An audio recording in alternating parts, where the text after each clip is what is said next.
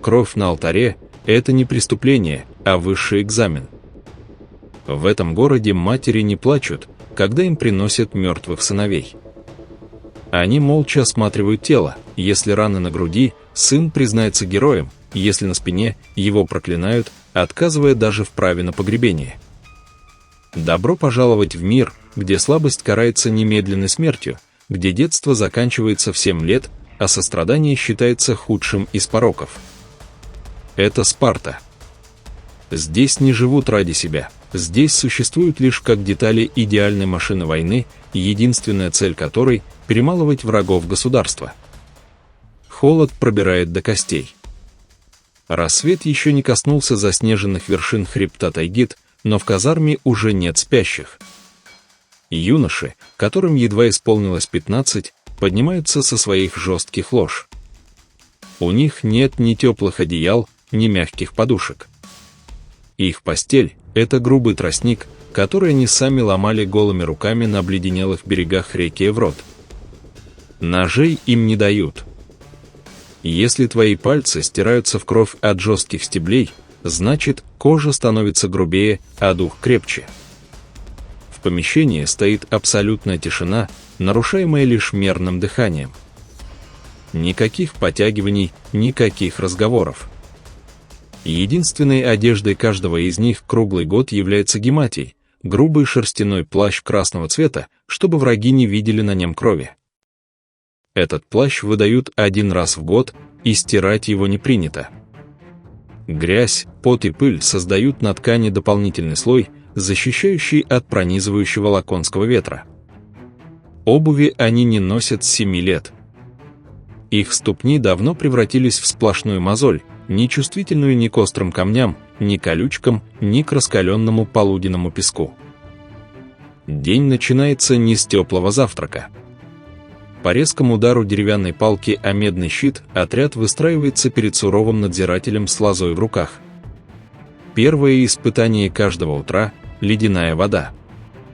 Бег к реке сменяется обязательным омовением. Спартанцы презирают теплые ванны, считая, что горячая вода расслабляет мышцы и изнеживает разум.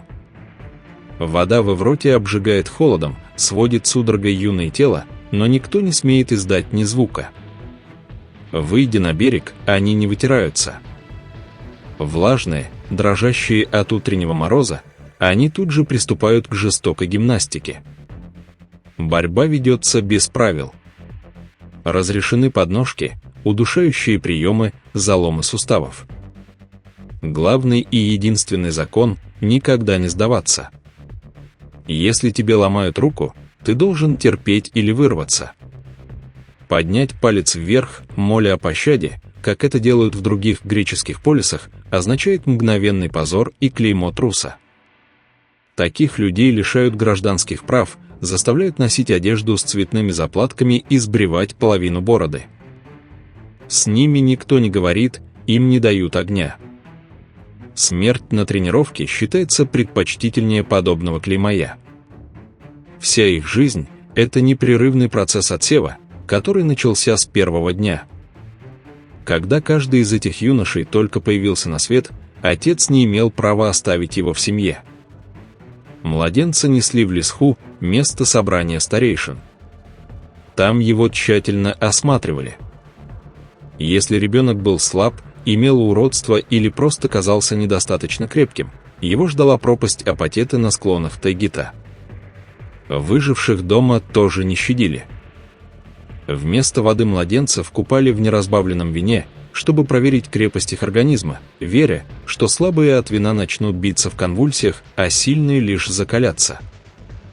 Их не пеленали, чтобы не стеснять движений, приучали не бояться темноты и одиночества, запрещали плакать и капризничать. А ровно в 7 лет забирали от матерей навсегда, помещая в систему государственного воспитания АГГ. Ближе к полудню начинается отработка военных маневров. Спартанская фаланга – это идеальный механизм, машина смерти, равной которой нет во всей Элладе. Каждый воин берет свой гаплон, тяжелый деревянный щит, обитый бронзой, весом около 8 килограммов. На его поверхности выбита заглавная буква «лямбда», символ Лакедемона. Щит – это не просто кусок дерева и металла, это символ спартанского братства. Потерять шлем или копье простительно, их покупают за свои деньги. Но бросить щит значит предать товарища, стоящего слева от тебя, чье тело этот щит прикрывает в бою. Вернуться без щита означает покрыть себя несмываемым позором. Тренировка проходит под ритмичные звуки авлоса, двойной флейты. В отличие от варваров, спартанцы не бросаются в атаку с дикими воплями. Они наступают медленно, в грозном, давящем молчании, шаг в шаг, плечо к плечу, создавая сплошную стену из бронзы. Отрабатывается страшное давление фаланги, атисмос. Задние ряды наваливаются на передние своими щитами, создавая невероятную массу, способную продавить любой строй противника. В этот момент юноша перестает быть человеком, он становится чешуйкой на теле огромного зверя. Жара становится невыносимой, пот заливает глаза под глухим коринфским шлемом, который ограничивает зрение и слух, но строй не ломается. Они маршируют часами, доводя движение до автоматизма. Желудки сводит от спазмов. Их намеренно не докармливают. Это не случайность, а холодный расчет законодателя Ликурбе. Постоянное чувство голода не дает расслабиться и заставляет тело быть легким, а ум – изворотливым. Если хочешь есть – укради. Воровство не считается грехом, оно поощряется как тренировка скрытности и хитрости, необходимых для ночной разведки во время войны. Юноши пробираются в сады, на склады или к столам взрослых воинов. Но есть одно жестокое условие – если тебя поймают, тебя будут бить кнутом до полусмерти. Наказывают не за кражу, а за неловкость. За то, что попался.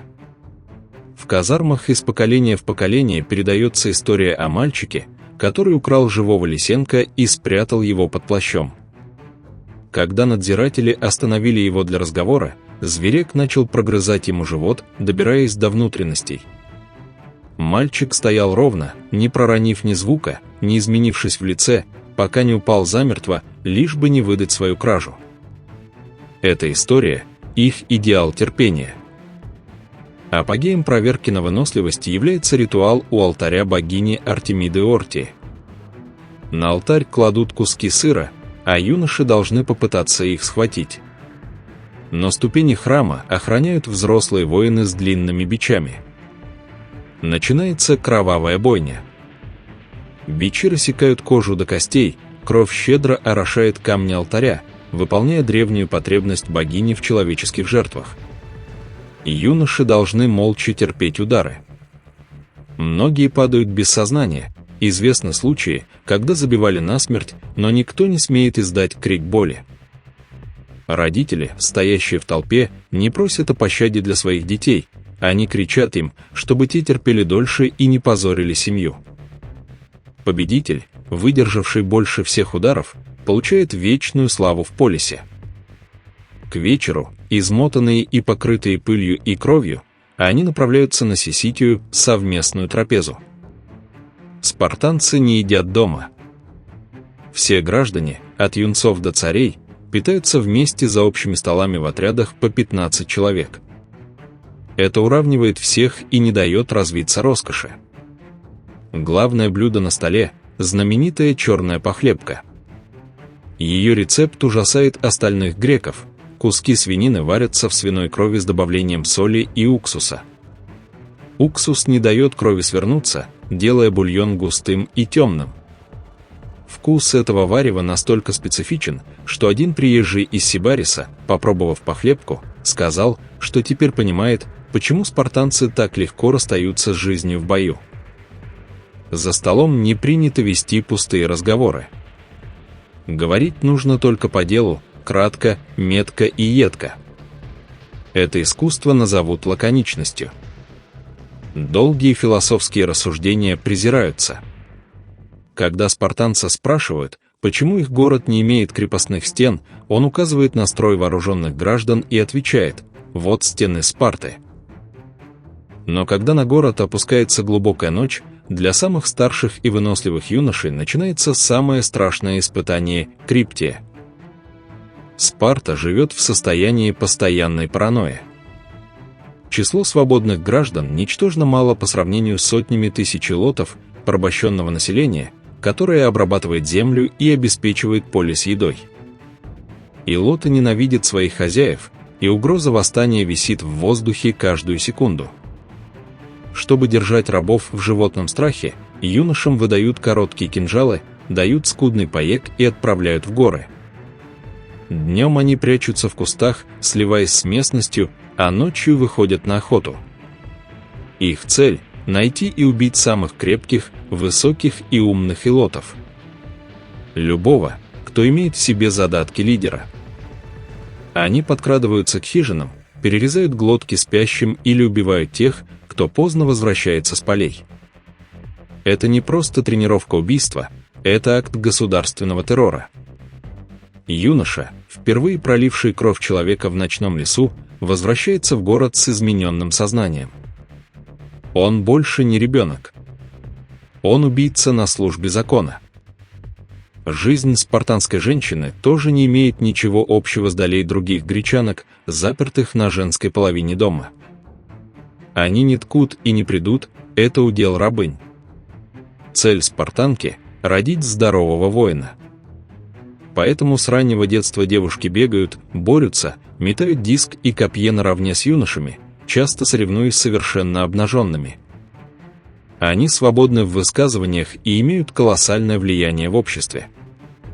Именно они воспитывают тот самый фанатичный патриотизм, с презрением отворачиваясь от трусов и прославляя тех, кто погиб за полис. Встречая беглеца с поля боя, мать могла задрать подол и крикнуть: «Куда ты бежишь, трус? Хочешь спрятаться там, откуда появился на свет?» Каждый день здесь – это балансирование на грани выживания. Здесь нет места науке, искусству, поэзии или архитектуре. Спартанцы не оставляют после себя грандиозных храмов или трактатов. Их единственный шедевр – это они сами. Их тело, их дисциплина, их невероятная способность терпеть лишения и смотреть в глаза смерти, не моргая. В этом обществе даже смерть жестко регламентирована. Обычные люди после смерти не получают даже имени на надгробном камне. Право на надгробие с высеченным именем имеют только две категории людей – мужчины, погибшие в бою лицом к врагу, и женщины, умершие при родах, дав полису нового солдата. Все остальные исчезают в безымянных могилах, потому что жизнь, не отданная за государство, считается прожитой впустую. И когда этот длинный, полный крови, пота и боли день подходит к концу, юноша снова ложится на колючий тростник. Его тело ноет от ушибов, желудок пуст, а на руках не заживают свежие раны. Но он засыпает без единой жалобы. Завтра будет новый рассвет. Завтра будет новый холод. Завтра снова нужно будет доказывать свое право называться единственным истинным воином в мире, где слабость – это единственный грех, который не прощают.